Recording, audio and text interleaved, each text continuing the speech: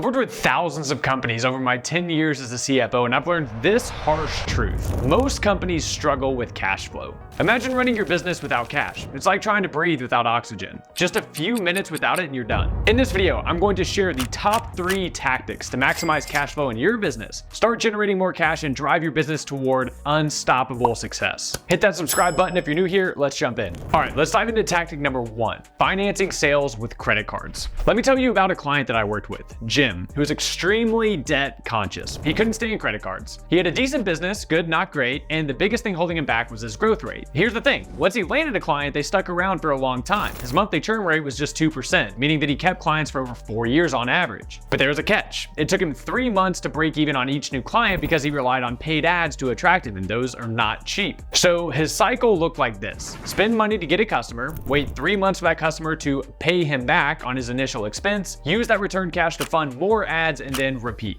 The result was mediocre growth. He was constantly waiting 3 months for his cash to come back, and that slowed everything down. The solution was simple: financing his customer acquisition costs with his credit cards. Now I know what you're thinking, like credit cards, aren't we always told to stay away from those from the finance gurus? Well, here's the thing. When you use them strategically, credit cards can be a really powerful tool to manage your cash flow. Think about it this way: you're borrowing money today to pay for customers who will make you more money tomorrow. You can generate cash much faster, and once those new customers start rolling in, you can quickly pay off the debt. Plus, the return that you're getting from these customers is likely way higher than any interest rate that you're going to get on any credit card, creating a powerful opportunity for interest rate arbitrage that you can exploit. We put the strategy to work for Jim. He started using his credit card to finance his paid ad budget instead of waiting for his bank balance to recover. He didn't have to wait 3 months for cash to come back. He put it all on the card, knowing that he'd be able to pay it off once the new customers came in. And the results were incredible. His profits started coming in faster and in larger amounts because he could buy more customers more quickly. And this led to a dramatic increase in both his growth rate and his quality of life.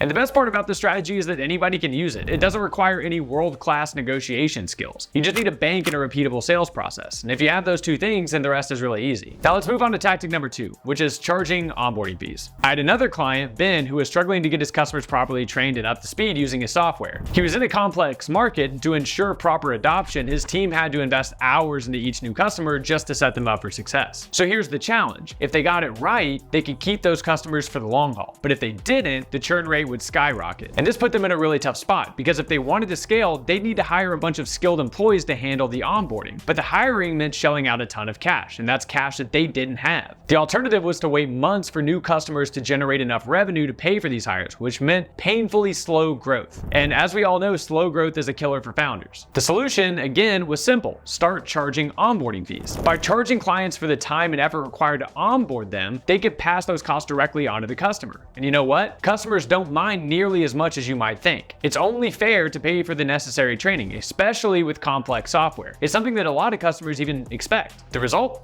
Ben was able to confidently make the necessary hires, knowing that their salaries would be covered by the next wave of new customers. And this led to a steady stream of profitable, well-trained customers, which resulted in high engagement and low churn rates. It's a win for everybody. If you're in the enterprise sales space with high dollar and more complex offerings, then onboarding fees can be a no-brainer, and it's a great way to finance your company's growth. And last but definitely not least, you want to sell annual contracts. I once had a mentor who used to say that every time an annual contract was sold, an angel got its wings. Now that might be a little bit of an exaggeration, but the point's clear. Annual contracts are fantastic. They're the gold standard whenever it comes to customer financing, and here's why they're so powerful. Number 1, you get immediate revenue recognition. When you sell an annual contract, you count all the cash upfront as revenue, and this is a huge win, especially if you're in the SaaS business. Unlike onboarding fees, which are a one-time non-recurring revenue source, annual contracts give you both the revenue and the cash. It's a win-win, and it's way more attractive to investors and potential acquirers. Number 2, you get an instant payback period on your CAC. With annual contracts, you get an immediate return on your customer acquisition cost, aka your CAC, which allows you to reinvest that money back into growth right away. You can afford to spend more time and resources acquiring customers when you know that you'll be made whole the moment that they sign the dotted line.